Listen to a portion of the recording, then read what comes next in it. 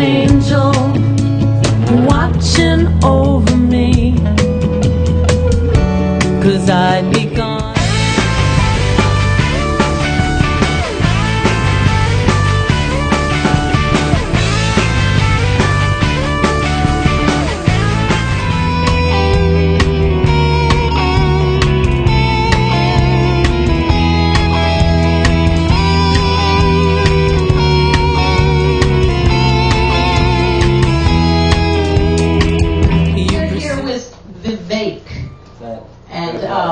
It rhymes with steak, but this is all about the fifth Beatle, and what makes you know so much about the fifth Beatle, and who is the fifth Beatle? So the fifth Beatle is Brian Epstein, who was the Beatles manager. He discovered the band when they were playing Liverpool basements. They were not even the most popular band in Liverpool. And they had a different name then, didn't they? No, they were the Beatles. They were. Yeah, they were definitely the Beatles when we found them. And they'd been over to Hamburg. They were popular. They just weren't even the most popular Liverpool band. You know, you're going to be talking to Billy J. Kramer next. You should ask him because he was there. I'm just the student. Now, what made you he's the master. What made you get so interested in doing this? Are you a musician? Yeah, no. You know, I grew up loving the Beatles. My parents played the Beatles for me when I was in the womb, so I've been listening to them since before I was born. Right. And I went to business school, and when I was in business school, I was dreaming about working in entertainment.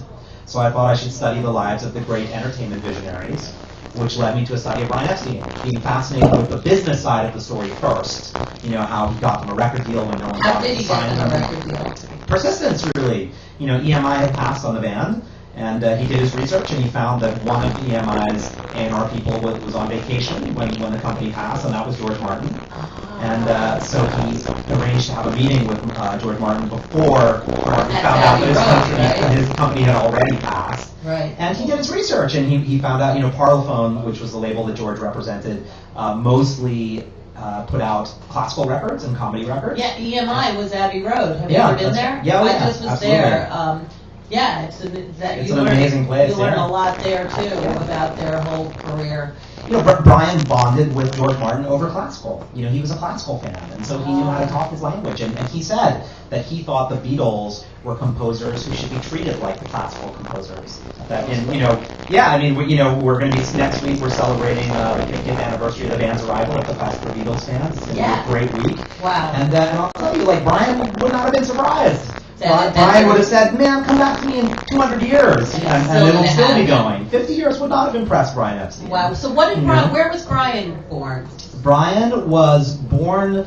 I don't want to get this wrong. He was born in the Liverpool area, but not in Liverpool directly, I believe. I believe it was just outside Liverpool. My British geography is not excellent, so let me not throw down the wrong town. But he was basically from Liverpool. He was from that area. And he was an outcast, kind of? Yeah, I mean, the three strikes that Brian had against him is that A, he was from Liverpool, right. B, he was gay at a period where the United Kingdom considered it a felony to be gay. It was, literally like against Russia? the law. It was like It was against the law. I mean, if two men were seen walking down the street holding hands, they would have been thrown in jail. It was that serious in the 1960s. But nobody even talked about it back then, really. And that's why. Yeah. Because, you know, just even the intimation that somebody might have gotten in serious trouble. So that's why it's spoken about. The 60s wasn't that far after our 40s. I mean, it's amazing. You know, Brian died in 1967, having brought into the world a band whose message was all about love. And we were entering the summer of love. But the truth is, it was the summer of love if you had the right kind of love. Right. If you were homosexual, you better spend that summer indoors in the closet, you know, because you'd have been thrown in jail. And that is, you know, both in my mind, both inspiring and tragic. Now, did he manage a bunch of bands? Oh, he certainly did. He managed Billy J. Kramer. Right. You know, as I said, you could talk to me about Brian, but talk to Billy. Billy was there. So what's going on with the fifth Beatle? What are you doing with this book? So it's a very, very exciting time. How long did it take you to make this book? So I've been working on the book for about 8 years. Wow.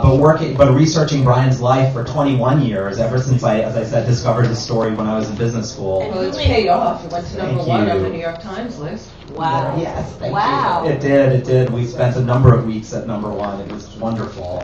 What was that like? It's been great. What was that like? So do you do book signings and are you like flying all over the world touring with the book? It's been great. You know, it hasn't been all over the world yet. We are going to go to the UK in a couple of months, but yes, I've been doing a lot of travel for the Fifth Beatle. Good for you. And we're making a film, which we're very, very excited about. Wow. The Beatles, Paul, Ringo, Harrison, and Apple Corps are endorsed our project. project. Oh, that's Or I should say they've signed off on our project. It's not an official Beatles project, but that paved the way for us to do a deal with Sony ATV. Good for you. Which is a long-winded way of saying we're going to have a... I love that. That is just Thank you. fantastic. It is celebratory. Wow. We're putting Beatles music in our movie. It's, Do you have a favorite that's the song or first five? time. Because I know it's Oh hard God, to I pick do one. have so many. You know, when people ask me what my favorite Beatles song is, I always say I can't answer it, but I can tell you the Beatles song that represents me the most. Okay. And that's With a Little Help from My Friends. Oh, you're too cute. Oh, so you do like Joe Cocker's But, version? I mean, anyone can sing that song and do it It's for so me. good. It's great. It's great. It's great. It's great how different it is. Yeah, that's and how what's so equally good. powerful it is, It right? is, yeah. But I mean, like, kids today, nobody, I think unless you're living under a rock in, like, some town that is, like, I don't know, in the desert, you still know who the Beatles are. I have a 2-year-old and she loves it. My 2-year-old's favorite song is Come Together. She has a favorite song. Oh, that's a good one. Yeah, right? That's a good one. Yeah, you would think it'd be like Yellow Submarine or Yeah. Octopus Garden. Come Together. I like that. Yeah, of course. Without drop That makes sense. That's cool. So you're also, do you have something to do with Musicians on Call?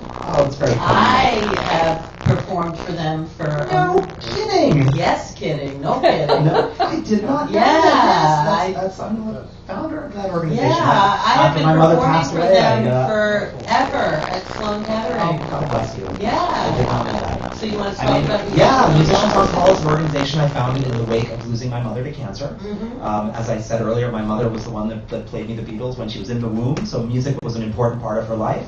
Her end of days was very sad and difficult, as it is for most people Right. who are dying of cancer.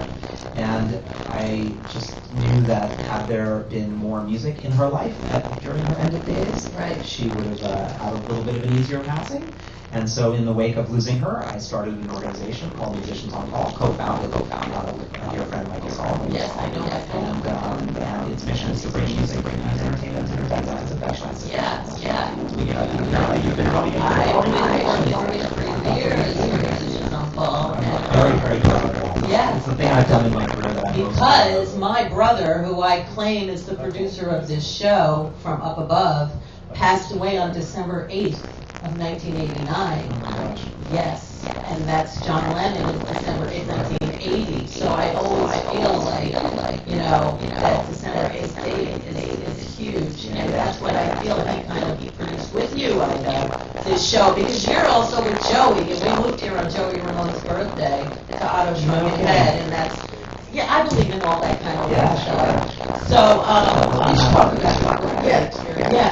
what's that? You ever been on Broadway? Yeah, I mean, my primary the FiFth BeaTLe, I'm very proud of it. It's my first book. My Yes. real background is as a producer on Broadway. That's really what I've been doing most American of for the Idiot. past 14 years. Oh my gosh, my kids saw that a million times. Yeah, that was my baby. Wow. Thank you. Good for you. I mean, there was a team of producers, but I was one of the lead guys on that. It's very, very something I'm very proud of. It was a huge I success. grew up on 12th Street, not far from here, 12th and 4th, and my parents loved the arts, and ever since I was little, they were taking me uptown to opera, ballet, Broadway, etc. And ever since I was old enough to go downtown on my own, I was going to TVs and the old Ritz and those. I used to work at the Ritz. And so I grew up with punk rock. I grew up with Broadway. So many years later, to be able to bring these two things together. I was thinking about Brian of Rocky and Brent, the guy that wrote it, how he died, like, right. Tragic, But it was like almost like Brian and the Beatles. It's like a similar thing. Well, Brian, Jonathan Larson, when he died, just as Rent was sort of opening. Right. Epstein, Brian lived until 1967. So he did see that. He orchestrated the release of Sgt. Pepper's. He orchestrated the performance of All You Need Is Love. Right. So he definitely took the Beatles to be told, like many will argue their success before passing away. So then he did. That's good. Yeah. He's I tough, mean, but he didn't get to see his prophecy of them being relevant hundreds of years into the future fulfilled. Right. But he would have been very proud to see what's going on now. And he would have been at the best for Beatles fans. Absolutely. He would have been the biggest supporter. He said, I told you so. He's Well, on there. you'll be signing books. I will. Yes. Oh, I'm very, very excited about So that. awesome. So so great. Talk about Brian and just spread the word. That's so great. Now, on another note, today happens to be National Corn Chip Day. Oh gosh. And they are vegetarian. Yeah. So, like, we want you to have a corn chip, I will eat a corn and chip. we would like you to share a skeleton from your closet. Yeah, you seem so good. Everything. Come on, big baby. I don't know that I'm Something. I really don't keep skeletons. Good. So, like, just one little story, like, even when you were a kid, with your family, you're out at night, skip shore. Sure, I definitely,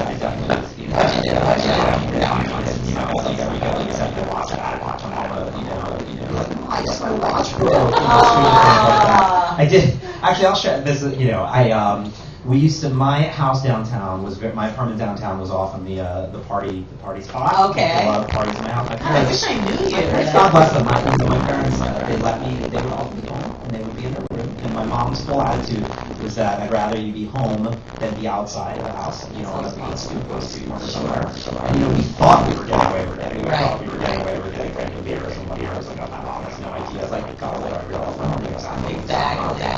She just wanted it to be in our house, Exactly. And my friend, one of his parties ran into a wall and basically broke the wall down. So I hung up a fabulous Guns N' Roses tapestry over the wall and did not take that tapestry. I was a big Guns N' Roses fan, but not so much that to warrant my anger over you will not take my tapestry down home. So 2 months into college, after I left the house, I got the call. We took the tapestry down, and we noticed there's no wall behind it. That's what we're talking So, about. I don't know that's a great skeleton, but it was Is that your mother? something like that. So it was five GNR skeletons on my wall, covering up a slam dancing accident. That works. That totally works. Does that count? Yeah, that counts. So after torture, you want to push your button? There you go. That was sounds like tasty corn. Yeah, it's a corn chip day. So what is your website, and how do people get the book? You gotta finish that corn chip. I know. Thank you for asking. The information on the book and the forthcoming film can be found on our website at FiFthBeaTLe.com. We are also on Facebook at FiFth BeaTLe. We are on Twitter at FiFth BeaTLe. And the book is available everywhere. It's online. It's like Amazon, Barnes & Noble, IndieBound, comic book stores, bookstores. It's really well. Thank goodness for that. Good for you. I would love to come back. That would be great. Thank you so much. Thank you for having me. Thank you. And I'm jealous you're going to be talking to Billy next. Oh, we will. Yeah. I'll be right here.